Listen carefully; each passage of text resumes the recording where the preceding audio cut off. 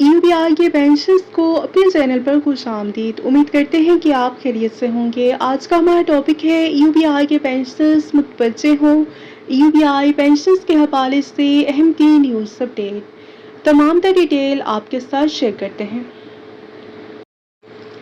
नाज़रीन, आज की इस वीडियो में हम बात करेंगे UBI पेंशनर्स वेलफेयर एसोसिएशन की नायब सदर नौशाबा आसिफ के अहम बयान के हवाले से, जिसमें उन्होंने ख़वातीन की खुद मुख्तारी, मुआशी इस्तेहकाम और UBI में ख़वातीन वर्कर्स के हकूक़ पर जोर दिया।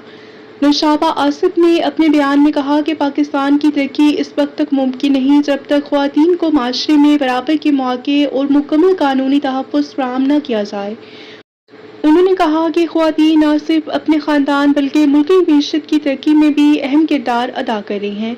उन्होंने कहा कि बदकिस्मती से बड़ी तादाद में ख़वातीन, ख़ास तौर पर निजी इदारों में काम करने वाली वर्कर्स आज भी UBI समेत दीगर कानूनी सहूलियात से महरूम हैं। बहुत से इदारे अपने मुलाज़मीन को UBI में रजिस्टर ही नहीं करते, जिसकी वजह से ख़वातीन बुढ़ापे में पेंशन और दीगर समाजी तहफ़्फ़ुज़ के हकूक़ से महरूम रह जाती हैं।